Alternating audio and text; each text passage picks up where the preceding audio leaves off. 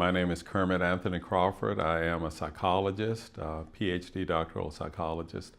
I am a forensic psychologist. I am the director of the Center for Multicultural Training in Psychology, the Center for Multicultural Mental Health, and the Massachusetts Marathon Bombing Victims Resiliency Center. I'm also Associate Professor of Psychiatry at Boston University Medical School.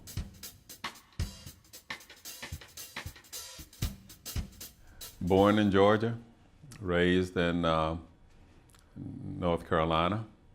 I grew up in the Jim Crow South, segregation, de jure segregation everywhere.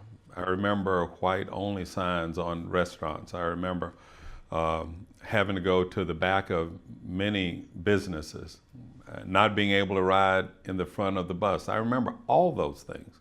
My father was a principal at the black high school. My mother was a teacher at the black high school. The school systems were totally segregated. In the 10th grade, there was freedom of choice for my class and for the schools across North Carolina, which means we could choose to go to any school that we wanted to go. And I transferred over to the then white school, but predominantly white school. And then 2 years later, the black school closed and we had a single school system. From there, I went to school first at A&T State University. I was drafted the day before the draft ended into the U.S. Army. And I went back and finished my undergraduate degree in psychology at the University of North Carolina, Greensboro. At that time, before the Army, I thought that, well, you know, I'm not sure what I want to do. I'm not sure where I want to go. I'm not even sure if I want to be in school. But coming back from the Army, I was pretty dedicated to schoolwork, and I got a 4-year fellowship to study then at the University of Virginia, which I attended in graduate school in the Research and Clinical Community Psychology program. From there, I did an internship here at Boston, the old Boston City Hospital, and stayed pretty much since that time. That was in 1980.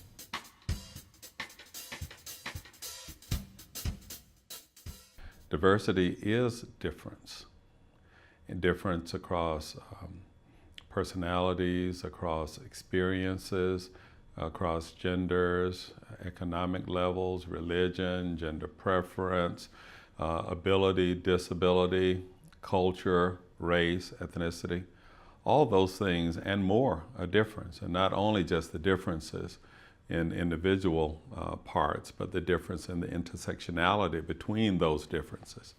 But I don't think diversity can be talked about or really understood in the absence of two other words. And one of those words would be equity, which speaks to the assurance of access, impartiality, fairness, and justice, and access to opportunity. And the other word would be inclusion, that to assure that individuals, diverse individuals, are involved and included in all aspects of decision making, of working toward goals.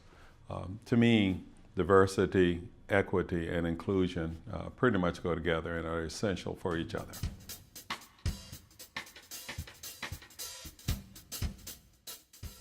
Many of the barriers are built in. I think institutional racism is real. I think individual racism is real. But I'll also hasten to say that I think most people are not intentionally racist. And I'm talking about whites primarily in this white power-dominated system. I think that if that were the case, that most people were ill-intended, I think it would be far more difficult. There have been instances of being called the N-word. There have been instances where individuals have, I'm pretty sure have made statements that were intended to be denigrating, where opportunities were not offered to me that may have been offered to others who didn't look like me. I think all those things are in place, but overall, there wasn't a lot of overt instances where I can say that racism held me back. But what I'm thinking that it may have done is somehow shaped or captured my ability to dream about what I could have been back many years ago. I'm where I am because there were people who had a vision for me far beyond what I had at the time. And mentors, people who cared about me, and most of them happened to look like me. But what would I have been, or what would I have done had I had the access to places that diversity, equity, and inclusion were intentional and by commitment and not simply by convenience? I don't want anyone else to have to, at least if I have anything to do with it, to have to suffer those same fates. I want people to dream. I want my sons to dream. I want my neighbors' children to dream and to be able to pursue their dream to the greatest extent possible.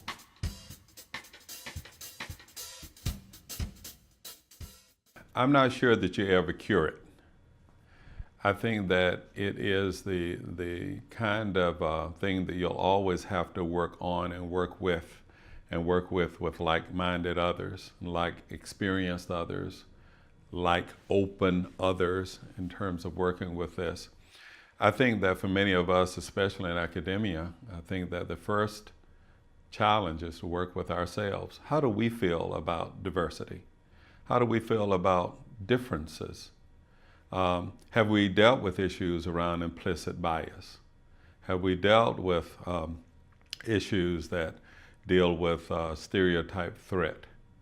Have we dealt with these pernicious issues that haven't gone away? Well-intended people can do a great deal of harm, especially when they don't understand the impact of their behavior on others. So I think that that's going to be a necessity. I think that another part will be that when we see injustice, to call it. The Reverend Dr. Martin Luther King said that injustice anywhere is a threat to justice everywhere. I think we have to be the ones that call it. I think that we've done a good job. I think that we have a lot more that can be done. There are a number of signs. I was walking coming into this building today, for example, and I remember one of the hallways downstairs that when I first saw it, and for a number of years, had only white males in pictures along the wall. And now I look at the other wall and I see greater diversity, gender diversity, racial and ethnic diversity. And I think, well, that's progress. I think that it's not a destination, I think it's a journey. And I think that we need to continue on that journey.